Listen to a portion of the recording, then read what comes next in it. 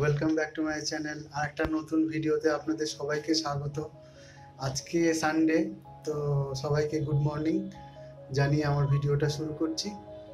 আর আজকে যে রেসিপিটা করব সেটা হচ্ছে শঙ্কর মাছের ঝাল। তো আগের যে ভিডিওটা ছিল পাবদা মাছের, তো সেটাতে আপনাদের রেসপন্স খুবই ভালো পেয়েছি বা এখনও পাচ্ছি। তো সঙ্গে থাকবেন আর দেখতে থাকুন ভিডিওটা, আপনাদের খুব ভালো লাগবে। তো চলুন শুরু করা যাক শঙ্কর মাছের ঝাল। তো সবার প্রথমে ওভেনটাকে জ্বালিয়ে নেব। ওভেনটা জ্বালিয়ে নিচ্ছি।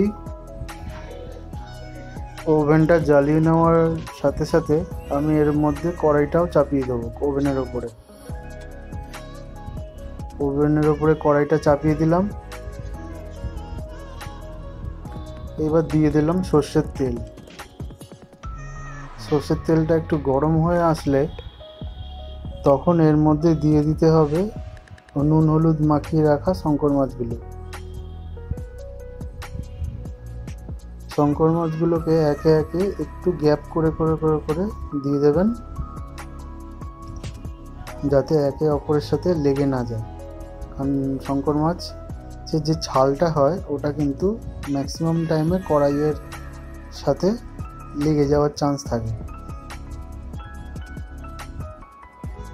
এবার এক পিঠ আমার ভাজা হয়ে গেছে। এবার আমি সব কটাকেই উল্টে উল্টে আর এক পিঠও ভেজে নেব।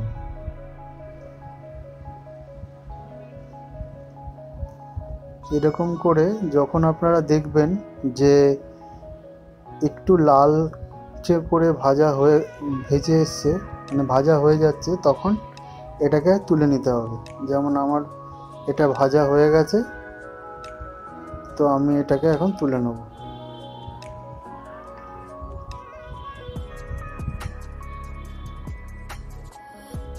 এবার এই তেলের ওপরেই আমি পেঁয়াজগুলো দিয়ে দিয়েছি, দিয়ে একটু লবণ দিয়ে দিলাম যাতে তাড়াতাড়ি সেদ্ধ হয়। তারপরে দিয়ে দিলাম কুচিয়ে রাখা টমেটো, কাঁচা লঙ্কা আর একটু আদা রসুনের পেস্ট।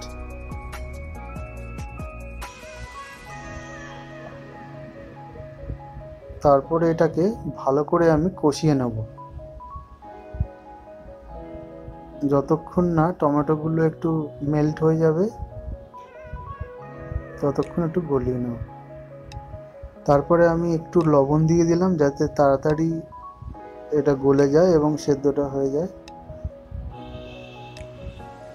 খুব বেশি করার দরকার নেই। তো এবার আমি দিয়ে দিলাম লঙ্কার গুঁড়ো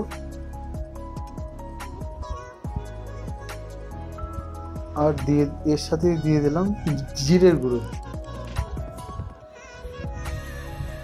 দিয়ে এবার আমি মশলাটাকে কষিয়ে নেব এই সব পেঁয়াজ টমেটো এগুলোর সাথে।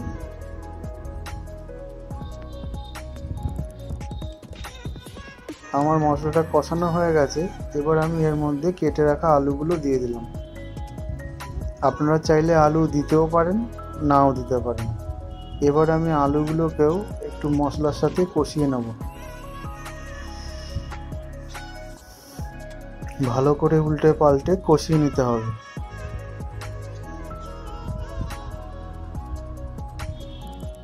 আর শঙ্কর মাছ খেতে একদম মাংসর মতনই হয়, তো এটাকে ওইভাবেই কষাতে হবে।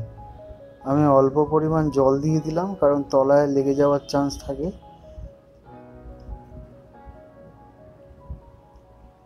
এবার আমি এর মধ্যে দিয়ে দিলাম কাশ্মীরি লঙ্কার গুঁড়ো, যাতে কালারটা খুব ভালো আসে। কাশ্মীরি লঙ্কার গুঁড়ো দিলে কালারটা খুবই সুন্দর আসে এবং দেখতেও খুব অ্যাট্রাকটিভ হয়। এবার এটাকে আমি ভালো করে আর একবার কষিয়ে নেব।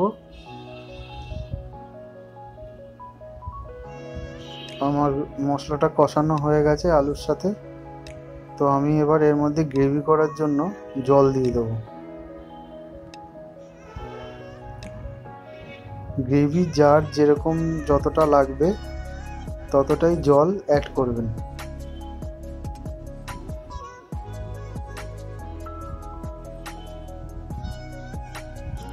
এবার আমি এটাকে ভালো করে মিশিয়ে নেব।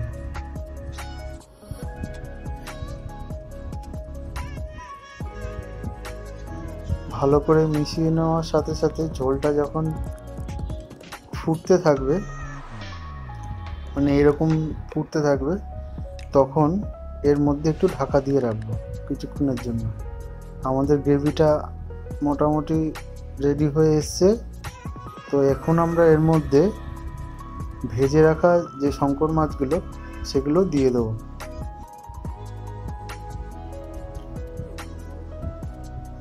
দিয়ে এবার আমি ভালো করে নাড়িয়ে নেব। আর এই সময় অবশ্যই গ্যাসের যে ফ্লেমটা আছে ওটাকে মিডিয়াম থেকে একটু কমে রাখতে হবে, কারণ বেশি হাই ফ্লেমে থাকলে মাছগুলো ভেঙে যেতে পারে। ওই জন্য অল্প আঁচে ভালো করে গ্রেভির সাথে মিশিয়ে দিতে হবে। তারপরে মিনিট 5-7 পর একবার চেক করতে হবে যে হয়ে গেছে কিনা। আমাদের গ্রেভিটা সমেত মাছটা রান্না হয়ে গেছে। আমি গরম মশলা দিয়ে নামিয়ে নেব। গরম মশলা আর অল্প লবণ দিলাম। আপনারা চেক করে নেবেন, নাহলে কিন্তু পরে নুন কম হলে আপনাদেরই খারাপ লাগবে খেতে। তো আমি এই নুন আর গরম মশলাটাকে ভালো করে মিশিয়ে নিচ্ছি। খুব আস্তে আস্তে এটাকে মেশাবেন।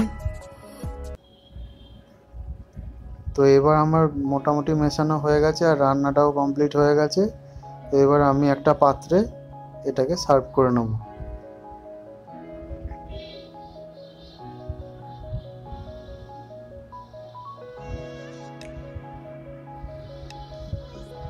তো আপনারা দেখলেন কত সহজে শঙ্কর মাছের ঝাল রান্না করা হলো। বাড়িতে অবশ্যই ট্রাই করবেন।